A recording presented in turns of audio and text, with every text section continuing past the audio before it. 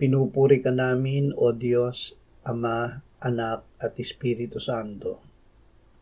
Salamat, Ama, na ibinigay mo sa amin si Jesus na iyong anak, na namatay para sa aming kasalanan, iyong muling binuhay, iniakyat at iniluklok sa iyong kanan sa langit.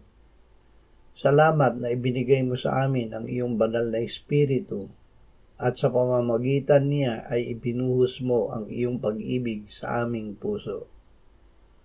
Ama, dahil kay Kristo Jesus, kami ay naging mga anak mo sa pamamagitan ng pananampalataya. Sa Kanya kami ay naging mga binhi ni Abraham at mga tagapagbana mo ayon sa pangako. Amen.